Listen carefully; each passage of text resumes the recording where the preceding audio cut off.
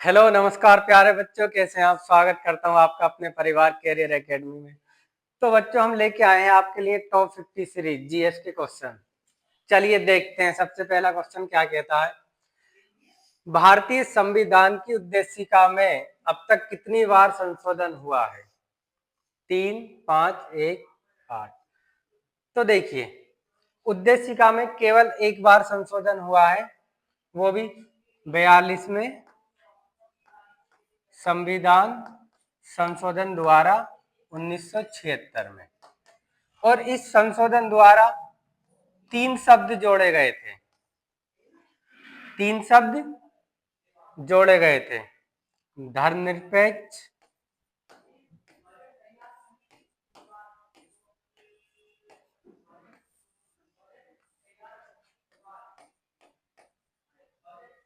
सामाजिकता और तीसरा है हमारा अखंडता।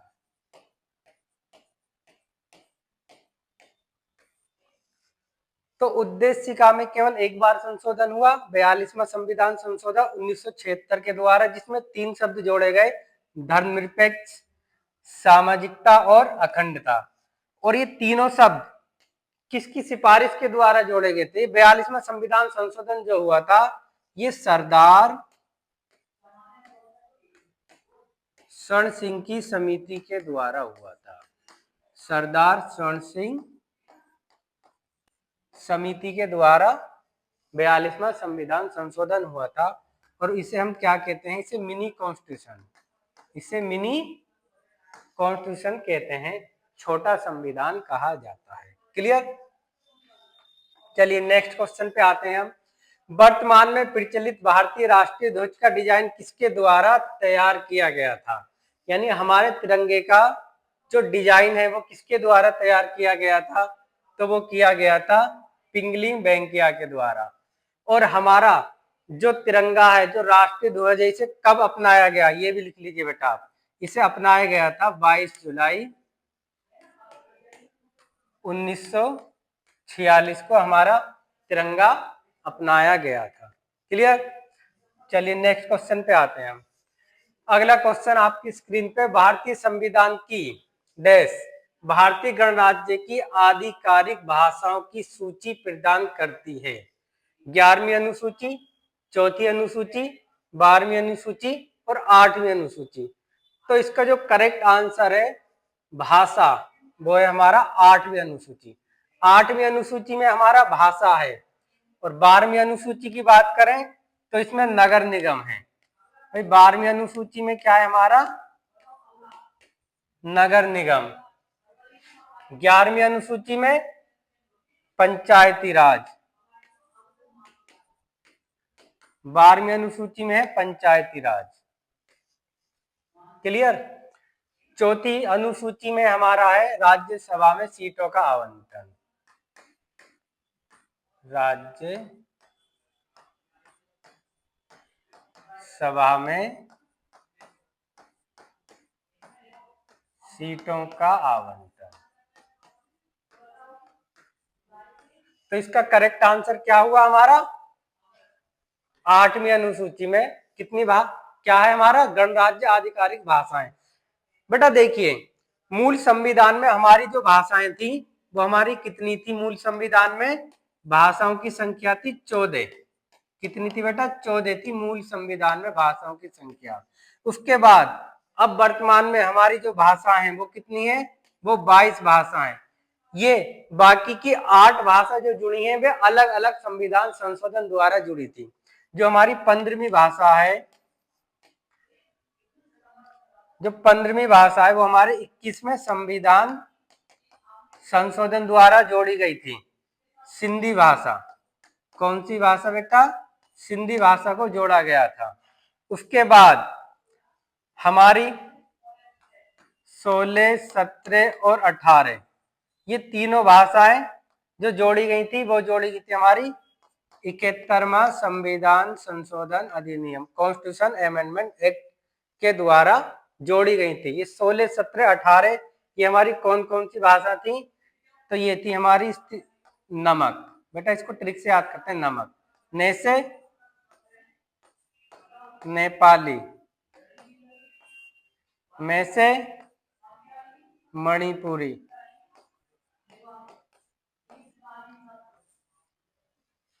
और कैसे कोंकणी।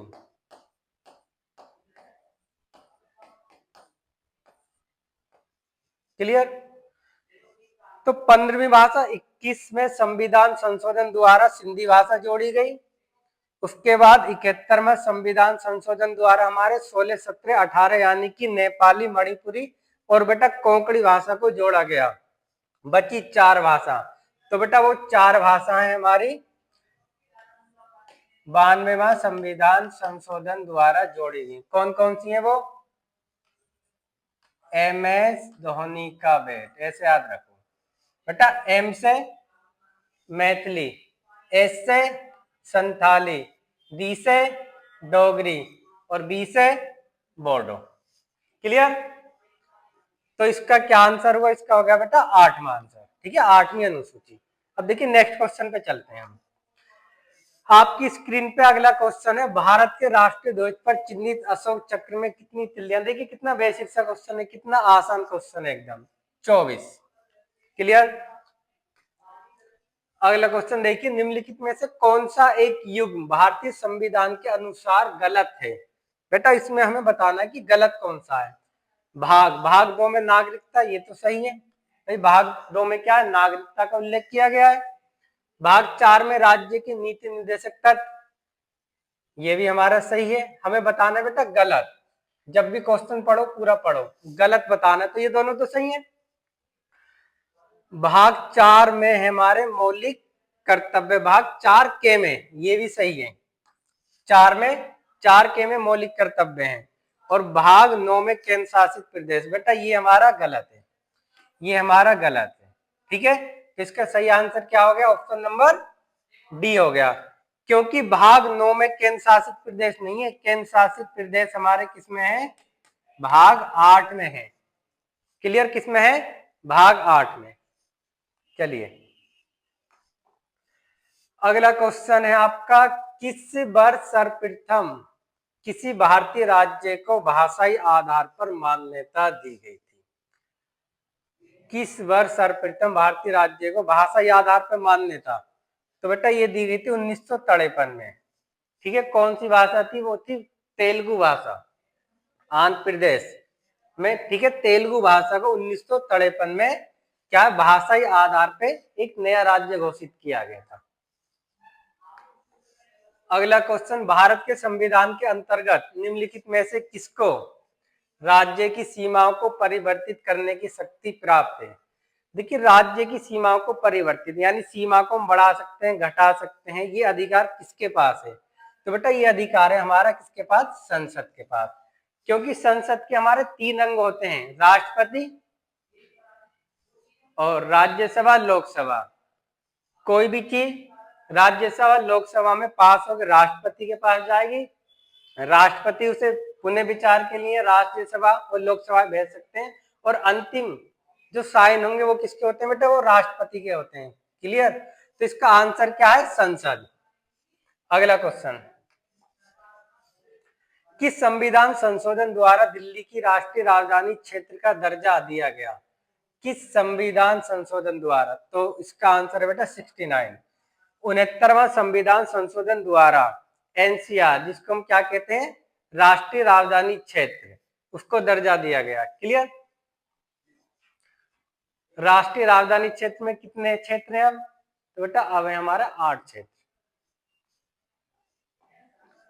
अगला क्वेश्चन आपकी स्क्रीन पे, संविधान का जो कौन सा एकमात्र हिस्सा है जिसे पूरी तरह से हटा दिया गया है?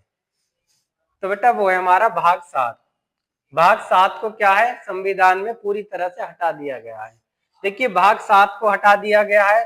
अगर हम आर्टिकल की बात करें तो कौन कौन से आर्टिकल हैं जिनको हटा दिया गया है? तो बेटा आर्टिकल 31 को हटा दिया गया है संविधान से, आर्टिकल 238 को हटा दिया गया है, आर्टिकल 331 को हटा दिया गया है और आर्टिकल 333 को हटा दिया गया है। आर्टिकल 31 में जो कि हमारा क्या संपत्ति का अधिकार था, उसको क्या है आर्टिकल 300 के में भेज दिया गया है। क्लियर। 238, 231 और 331 और 333 इन आर्टिकल को भी क्या है संविधान से हटा दिया गया। 331 जो है हमारा एंग्लो इंडियन, जो 104वां संविधान संशोधन द्वारा इसको हटा दिया गया था। जो हमारे एंग्लो इंडियन होते हैं दो लोकसभा में, वो 331 से संबंधित है, और जो हमारे एंग्लो इंडियन विधानसभा में होते हैं वो आर्टिकल 333 से संबंधित है। क्लियर। तो इनको बेटा हटा दिया गया था। 238 जो है इसको भी हटा दिया गया है। तो इसका सही आंसर क्या हो गया भाग 7। अगला क्वेश्चन देखिए, भारतीय संविधान का निम्नलिखित में से कौन सा अनुच्छेद राज्य को महिलाओं और बच्चों के लिए विशेष कानून बनाने का अधिकार देता है। बेटा देखिए, जहां बच्चों महिलाओं यानी कि लिंग के आधार पे कोई भी अधिकार है वो हमारा किससे संबंधित है, वो हमारा आर्टिकल 15 से संबंधित है। तो इसका आंसर क्या हो जाएगा आर्टिकल 15। अगला क्वेश्चन देखिए, शिक्षा का अधिकार एक मौलिक अधिकार है जो कि संबंधित है। देखिए शिक्षा का अधिकार मौलिक अधिकार है, किससे संबंधित है आर्टिकल 21A से। कब जोड़ा गया था इसको जोड़ा गया था 2002 में। कौन सा संविधान संशोधन है ये 86वां संविधान संशोधन 2002 में इसको जोड़ा गया 21 के। क्लियर। अगला क्वेश्चन है हमारा, भारतीय संविधान में 10 मौलिक कर्तव्यों का निम्नलिखित में से किस वर्ष में जोड़ा गया। देखिए भारतीय संविधान में तो जो 10 मौलिक कर्तव्य जोड़े गए थे वो 1976 में जोड़े गए थे। कौन से संविधान संशोधन द्वारा, तो बेटा वो है 42वां संविधान संशोधन द्वारा 1976 में 10 मौलिक कर्तव्य जोड़े गए। क्लियर। बाद में इसमें 11वां मौलिक कर्तव्य भी जुड़ गया था। 11वां मौलिक कर्तव्य जो जुड़ा था वो हमारा जोड़ा गया था 86वां संविधान संशोधन 2002 के द्वारा। अगर हम बात करें कि मौलिक कर्तव्य हमारे कहां से लिए गए, तो बेटा ये लिए गए हमारे रूस से, या हम कह सकते हैं सोवियत संघ यूएसएसआर से लिए गए हैं। अगर हम बात करें कि मूल संविधान में मौलिक कर्तव्यों की कितनी संख्या थी, तो बेटा मूल संविधान में मौलिक कर्तव्यों की संख्या कितनी थी बताएगा कोई, तो बेटा शून्य, एक भी नहीं, क्योंकि ये तो बाद में जोड़े गए थे। क्लियर। तो इसका सही आंसर होगा 1976। अगला क्वेश्चन देखिए आप, किसी व्यक्ति के अवैध निरोध के मामले में न्यायालय द्वारा निम्नलिखित में से क्या जारी किया जाता है। देखिए बहुत ही अच्छा क्वेश्चन है। कह रहा किसी व्यक्ति के अवैध निरोध के मामले में न्यायालय द्वारा निम्नलिखित में से क्या जारी किया जाता है, तो बेटा वो किया जाता है बंदी प्रत्यक्षीकरण। देखिए हमारा आर्टिकल 32 क्या कहता है, आर्टिकल 32 संवैधानिक उपचारों का अधिकार। आर्टिकल 32 में क्या है संवैधानिक उपचारों का अधिकार है, और उसमें क्या है हमारा 5 रिट, उसमें क्या है 5 रिट जारी करता है। उसी में से एक रिट हमारी क्या है बंदी प्रत्यक्षीकरण, और बंदी प्रत्यक्षीकरण क्या करता है अवैध निरोध मामले में न्यायालय द्वारा इसको जारी किया जाता है। क्लियर। अगला क्वेश्चन देखिए, डॉक्टर बी आर अम्बेडकर के अनुसार कौन सा अनुच्छेद भारतीय संविधान का सबसे महत्वपूर्ण अनुच्छेद है। तो देखिए भारतीय संविधान का सबसे महत्वपूर्ण अनुच्छेद डॉक्टर बी आर अम्बेडकर के द्वारा कौन सा आर्टिकल 32। आर्टिकल 32 को डॉक्टर बी आर अम्बेडकर ने क्या कहा है संविधान की आत्मा। क्या कहा है बेटा संविधान की आत्मा कहा है। क्लियर। अगला क्वेश्चन देखिए, भारतीय संविधान का कौन सा अनुच्छेद छुआछूत उन्मूलन से संबंधित है। देखिए छुआछूत कहिए अस्पृश्यता कहिए, तो इसका आंसर हो जाएगा आर्टिकल 17। ठीक है। देखिए 14 में क्या है, आर्टिकल 14 क्या है हमारा, आर्टिकल 14 में है संरक्षण का सिद्धांत। 15 में क्या है लिंग धर्म जाति, ठीक है, के आधार पे कोई भी भेदभाव ना हो। और आर्टिकल 18 क्या कहता है हमारा, उपाधियों का अंत। अगला क्वेश्चन है हमारा, मौलिक अधिकारों के अंतर्गत कौन सा अनुच्छेद बच्चों के शोषण से संबंधित है। देखिए बच्चों के शोषण से संबंधित है कि बाल श्रम। बच्चों का शोषण का मतलब क्या है, बाल श्रम, यानी कि 14 साल से कम उम्र के बच्चों को किसी भी कारखाने में लगाना क्या है, एक बाल श्रम, यानी कि बच्चों का शोषण कहलाया जाएगा। तो ये किससे संबंधित है, ये हमारा आर्टिकल 24 से। अब बेटा देखिए आर्टिकल 24 और आर्टिकल 23 इनमें बड़ा कंफ्यूजन होता है। जहां बाल श्रम की बात हो या बच्चों के शोषण की बात हो तो बेटा वहां होता है आर्टिकल 24, और जहां पे बलात् श्रम, एक शब्द है बलात् श्रम। बलात् श्रम, बलात् का मतलब होता है बेटा जबरदस्ती। जहां बच्चों को जबरदस्ती उससे मजदूरी कराई जाए, जबरदस्ती कोई काम कराया जाए, वो क्या होता है हमारा अनुच्छेद 23, आर्टिकल 23। तो इसका आंसर क्या हो जाएगा, आर्टिकल 24। ठीक है, बाल श्रम या बच्चों का शोषण। अगला क्वेश्चन है हमारा, राज्य के नीति निर्देशक सिद्धांतों के निम्नलिखित अनुच्छेदों में से कौन सा अंतरराष्ट्रीय शांति और सुरक्षा के संदर्भ से संबंधित है। इसका आंसर हो जाएगा आर्टिकल 51, आर्टिकल 51। क्लियर। अगला क्वेश्चन देखिए, भारत में सर्वोच्च कानून अधिकारी कौन है। देखिए भारत में सर्वोच्च कानून अधिकारी वो है हमारा भारत के महान्यायवादी। ठीक है, भारत के महान्यायवादी, भारत के महान्यायवादी का जो है आर्टिकल 76 में इसका उल्लेख किया गया है। और वर्तमान में हमारे भारत के महान्यायवादी कौन है, तो बेटा वो है हमारे आर वेंकटमणि, आर वेंकटमणि, ये भी आपको याद रखना है। क्लियर, कि क्या भारत सरकार का सबसे बड़ा वकील होता है। क्लियर। अगला क्वेश्चन है आपका, भारतीय संविधान का निम्नलिखित में से कौन सा अनुच्छेद राष्ट्रपति को राज्यों में राष्ट्रपति शासन लगाने का अधिकार देता है। देखिए राष्ट्रपति शासन क्या है, ये एक इमरजेंसी, एक आपातकाल है। ठीक है, देखिए हमारे संविधान में जो है इमरजेंसी, आपातकाल, इमरजेंसी जो है उसमें 3 आर्टिकल का उल्लेख है। कौन कौन सा, आर्टिकल 352, ठीक है, आर्टिकल 356 और आर्टिकल 360। बेटा देखिए आर्टिकल 352 की बात की जाए तो वो हमारा कौन सा है, वो हमारा राष्ट्रीय आपातकाल, वो हमारा राष्ट्रीय आपातकाल। और आर्टिकल 356 ये हमारा राज्य आपातकाल, राज्य आपातकाल से संबंधित। और आर्टिकल 360 ये हमारा वित्तीय आपातकाल से संबंधित है, ये हमारा वित्तीय आपातकाल से संबंधित है।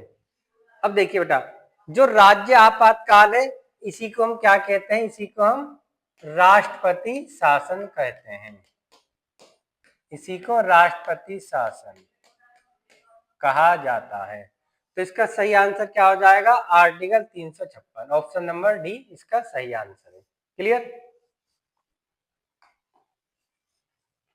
भारत के राष्ट्रपति का कार्यकाल कितने वर्षों का होता है। कितना आसान क्वेश्चन, 5 वर्ष का। ठीक है, ये तो बेसिक सा क्वेश्चन था। भारत का उपराष्ट्रपति बनने के लिए न्यूनतम आयु कितनी होनी चाहिए, 35 वर्ष। चलिए आयु के बारे में बात कर लेते हैं। देखिए 21 वर्ष, 25 वर्ष, 30 वर्ष और 35 वर्ष। देखिए बेटा 21 वर्ष जिला पंचायत सदस्य या प्रधान, ठीक है नहीं, यानी जिला पंचायत सदस्य हो या प्रधान, उसके लिए 21 वर्ष होनी चाहिए न्यूनतम आयु बनने के लिए।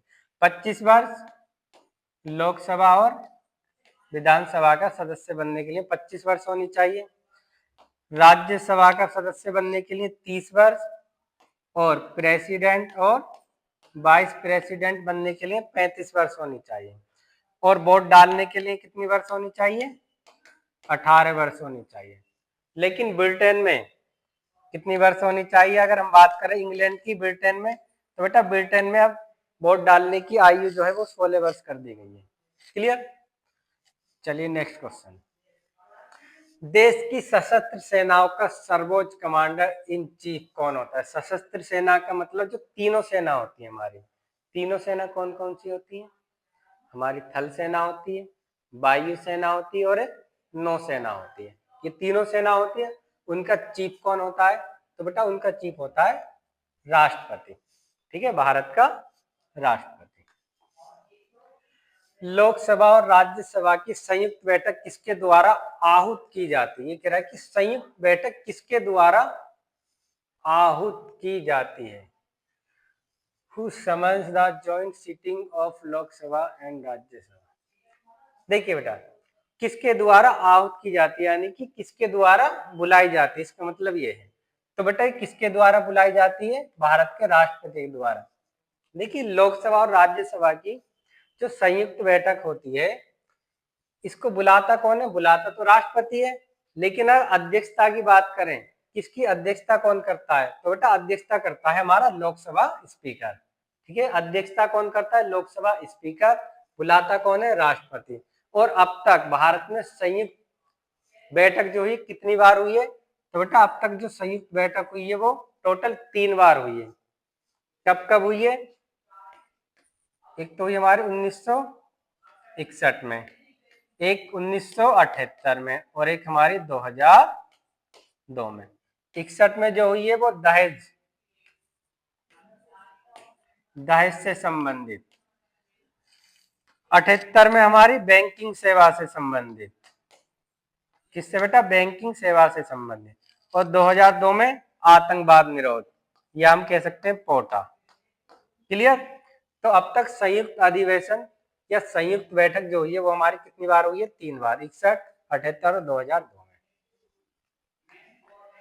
अगला क्वेश्चन देखिए, लिखित संविधान की अवधारणा ने सर्वप्रथम कहाँ जन्म लिया? देखिए लिखित संविधान की अवधारणा ने सर्वप्रथम यानी सबसे पहले लिखित संविधान किस देश का, ये कहना चाह रहा है। तो सबसे पहले लिखित संविधान जो है वो यूएसए यानी कि संयुक्त राज्य अमेरिका का है। क्लियर? यूएसए का।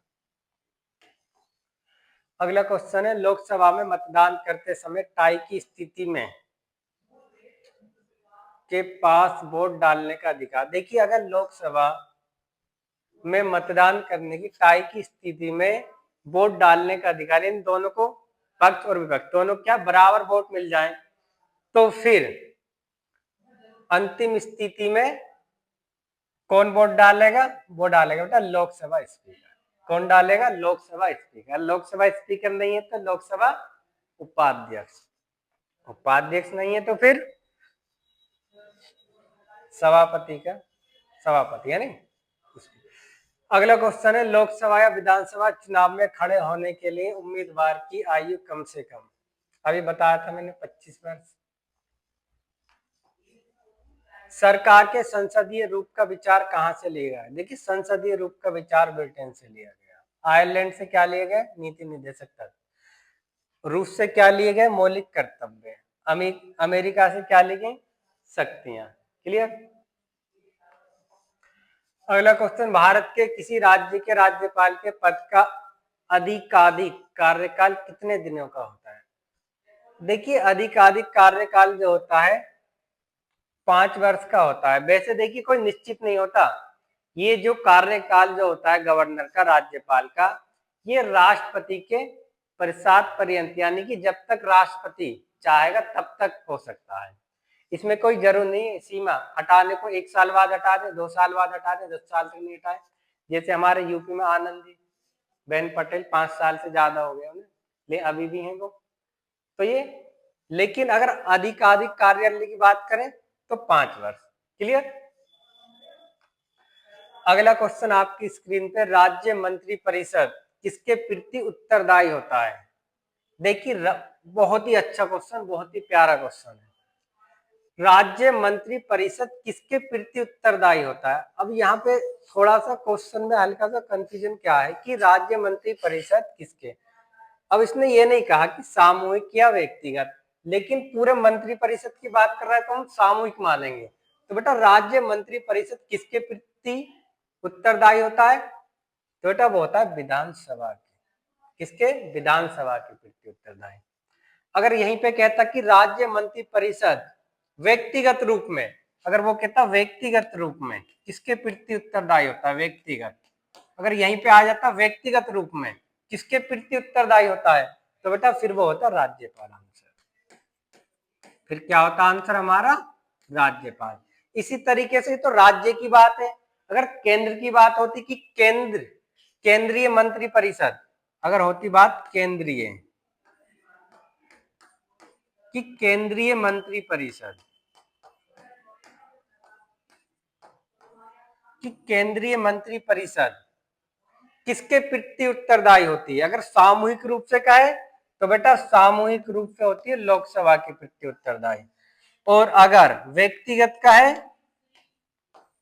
अगर व्यक्तिगत का है तो बेटा व्यक्तिगत होती है हमारी राष्ट्रपति यानी कि प्रेसिडेंट। व्यक्तिगत किसके प्रति? राष्ट्रपति के प्रति उत्तरदायी होती है। तो बेटा यहाँ से 4 क्वेश्चन बनते हैं आपके। राज्य मंत्री परिषद किसके प्रति उत्तरदायी होता है? वो विधानसभा के।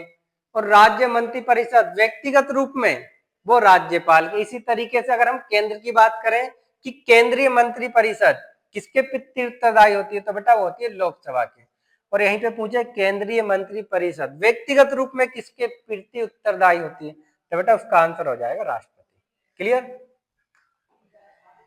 अगला क्वेश्चन देखिए, भारत में सर्वोच्च न्यायालय के न्यायाधीशों की मुख्य न्यायाधीश सहित अधिकतम संख्या। तो बेटा भारत में जो न्यायाधीश होते हैं सर्वोच्च न्यायालय में, सुप्रीम कोर्ट में 33+1। कितने होते हैं बेटा? 33+1। 33+1 क्या होता है हमारा भाई? 33+1 ये होता है मुख्य न्यायाधीश। ठीक है, कौन है हमारे मुख्य न्यायाधीश इस टाइम? कौन है मुख्य न्यायाधीश? गवई। गवई तो पहले थे। बताइए। तो बेटा इसका आंसर क्या होगा? 34।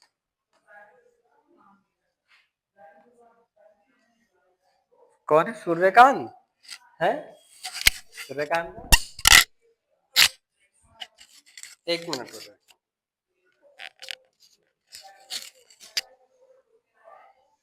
चलिए बेटा अगला क्वेश्चन देखिए, हमारे संविधान का अंतिम व्याख्याकार कौन है? तो बेटा हमारे संविधान का अंतिम व्याख्याकार मतलब अंतिम व्याख्याकार है हमारा supreme court. Supreme court of India पहले ही आंसर है। ठीक है, आजादी के बाद से भारत में कितनी बार आपातकाल स्थिति घोषित की गई है? देखिए आपातकाल जो लगा है आजादी के बाद वो अब तक 3 बार लगा है। ठीक है, कब कब लगा है? 1962 में लगा है, 1971 में लगा है और 1975 में।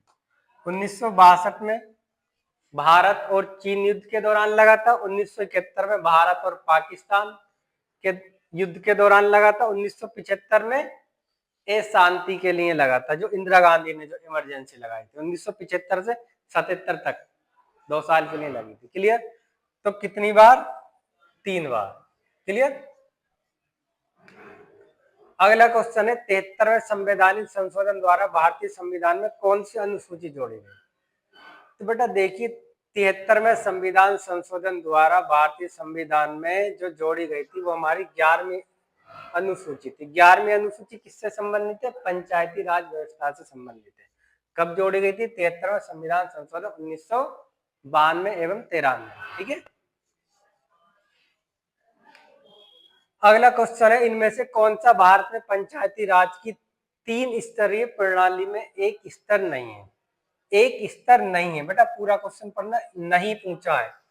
तो बेटा देखिए ग्राम पंचायत का होता है पंचायती राज, भाई पंचायती राज में ग्राम पंचायत तो होता है, पंचायती समिति भी होती है, जिला परिषद और नगर परिषद।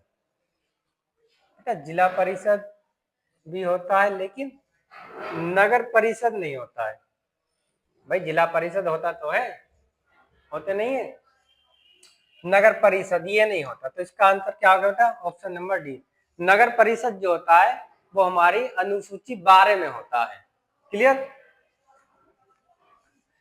अगला क्वेश्चन, नगर पालिका में महिलाओं के लिए कितने सीटें आरक्षित है? 33%। कितनी है बेटा? 33%। क्लियर? तो इसका आंसर अच्छी है, 1/3, 33%। अगला क्वेश्चन देखिए आप, एक व्यक्ति के लिए पंचायत का सदस्य बनने की न्यूनतम आयु, मैंने बताई थी न्यूनतम आयु कितनी है? 21 वर्ष। भारत के संविधान में पंचायतों तथा नगर पालिकाओं से संबंध 73वें और 74वें संवैधानिक संशोधन जब हुए उस समय भारत के प्रधानमंत्री कौन थे? बेटा देखिए, 73वां संविधान संशोधन और 74वां संविधान, 73वें संविधान संशोधन द्वारा हमारी 11वीं अनुसूची जोड़ी गई थी। 11वीं अनुसूची यानी कि पंचायती राज व्यवस्था जोड़ी गई थी, और 74वें में हमारे नगर निगम यानी 12वीं अनुसूची जोड़ी गई थी। ठीक है, उस समय कौन थे और ये कब जोड़ी गई थी? ये 92-93 में जोड़ी गई थी, और 92-93 में हमारे कौन थे प्रधानमंत्री? पीवी नरसिम्हा राव। ओ, पीवी नरसिम्हा राव। ठीक है, टिक गलत लग गया, पीवी नरसिम्हा राव। तो इसका आंसर क्या होगा? Option number C. बेटा बहुत अच्छा क्वेश्चन है, इसको टिक कर लेना। हालांकि टॉप 50 है, सारे क्वेश्चन अच्छे हैं। भारत की संसद द्वारा दल बदल विरोधी कानून किस वर्ष में पारित हुआ? देखिए, दल बदल जो हुआ था ये हमारा 1985 में हुआ था। ठीक है, 1985 में। कौन सा? ये हमारा 52वां संविधान संशोधन 1985 में हमारी क्या है? 10वां शेड्यूल यानी 10वीं अनुसूची जोड़ी गई। 10वीं अनुसूची जोड़ी गई। उस 10वीं अनुसूची में हमारा क्या है? दल बदल। दल बदल। क्लियर? अगला क्वेश्चन है, भारत के प्रथम मुख्य निर्वाचन आयुक्त। देखिए, भारत के प्रथम मुख्य निर्वाचन आयुक्त हमारे सुकुमार सेन। अगर हम वर्तमान की बात करें तो वर्तमान में कौन है? वर्तमान में यानी कि 26वें नंबर के, कभी कभी नंबर भी पूछ लेता है, तो वर्तमान में यानी कि 26वें नंबर के कौन है मुख्य चुनाव आयुक्त? वो है ज्ञानेश कुमार।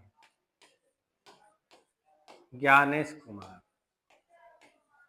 सबसे पहले कौन थे हमारे? सुकुमार सेन। अगला क्वेश्चन, भारत के नियंत्रक तथा महालेखा परीक्षक की नियुक्ति कौन करता है? भाई प्रेसिडेंट करता है। ठीक है, राज्यपाल की प्रेसिडेंट करता है। निम्नलिखित में से विश्व में से सबसे लंबा लिखित संविधान? भाई सबसे लंबा और लिखित संविधान, तो भाई जो सबसे लंबा और लिखित संविधान तो हमारे भारत का है। सबसे लंबा लिखित, अगर हम मूल संविधान की बात करें कि मूल संविधान, अगर मूल संविधान की बात करें तो लगभग 252 पेज थे। कितने थे? लगभग 252 पेज। अगर हम वर्तमान की बात करें, अगर बेटा हम वर्तमान की बात करें तो देखिए 4 अनुसूची जोड़ी गई, संविधान संशोधन हुए। ठीक है, संशोधन के द्वारा इसमें और भी आर्टिकल जोड़े गए, तो अब जो है लगभग वो 500 प्लस है। कितने पेज है वर्तमान में? 500 प्लस। मूल संविधान में 252 पेज थे लगभग। क्लियर? अगला है, भारतीय संविधान का कौन सा भाग केंद्र शासित प्रदेशों के बारे में बताता है? कौन सा भाग केंद्र शासित प्रदेशों? देखो मैंने पहले बताया था, भाग 8 हमारा क्या बताता है? केंद्र शासित प्रदेशों के बारे में, यानी कि एनसीआर क्षेत्र के बारे में। भारत के महत्वपूर्ण पदाधिकारियों के वेतन में भत्ते का उल्लेख किस अनुसूची में हुआ? तो देखिए, अगर हम वेतन में भत्ते की बात करें तो बेटा ये हमारा अनुसूची 2। ठीक है, देखिए पहली अनुसूची में भाई हमारी कितनी अनुसूची है? 12 अनुसूची है, और ये 12 कैसे हैं? 8 + 4, यानी 8 तो थी हमारी मूल संविधान में, 4 हमारी बाद में जोड़ेगी। पहली अनुसूची में क्या है, राज्यों का संघ। दूसरी में क्या है, वेतन एवं भत्ते। तीसरी में क्या है हमारा, शपथ। चौथी में राज्यसभा में सीटों का आवंटन। पांचवी में अनुसूचित जाति एवं जनजाति क्षेत्रों का विवरण। छठी में क्या है हमारा, ATMM, यानी असम, त्रिपुरा, मेघालय और मिजोरम, इन वाले क्षेत्रों को देखना। क्लियर। सातवीं में क्या है हमारा, सातवीं में हमारी सूची, समवर्ती सूची, राज्य सूची और संघ सूची, यानी 3 सूचियों का उल्लेख है। 8वीं में हमारा भाषा, 9वीं अनुसूची में भूमि अधिग्रहण, 10वीं में दल बदल, 11वीं में पंचायती राज व्यवस्था, 12वीं में नगर निगम। क्लियर। अगला क्वेश्चन, निम्नलिखित में से कौन संसद का अनन्य भाग नहीं है, यानी कि संसद का भाग नहीं है, ये कहना चाह रहा है। तो बेटा देखिए, संसद के हमारे 3 भाग होते हैं, बहुत आसान क्वेश्चन है। संसद के हमारे 3 भाग होते हैं, प्रेसिडेंट यानी कि राष्ट्रपति, लोकसभा और राज्यसभा। ये पूछ रहा कौन सा भाग नहीं है, तो बेटा उपराष्ट्रपति नहीं है। क्लियर। अगला क्वेश्चन है, भारत के संविधान में कहा गया है कि भारत की संसद के 3 अंग होते हैं, इनमें से एक अंग लोकसभा, दूसरा अंग राज्यसभा, जबकि तीसरा अंग अभी तो बताया राष्ट्रपति। अगला क्वेश्चन, भारतीय संसद के कितने अंग हैं, बार बार एक ही क्वेश्चन घूम फिर के आ रहा है। 3, अभी बताया था। भारतीय संविधान के किस अनुच्छेद में कहा गया है कि संघ के लिए एक संसद होगी जो राष्ट्रपति और 2 सदनों से मिलकर बनेगी। देखिए, ये कहना चाह रहा है किस आर्टिकल में संसद का उल्लेख है, तो आर्टिकल 79, अनुच्छेद 79 में किसका उल्लेख है, संसद का। तो बेटा देखिए, 79 में किसका उल्लेख है, संसद का। आर्टिकल 80 में, आर्टिकल 80 में बेटा हमारा राज्यसभा का उल्लेख है।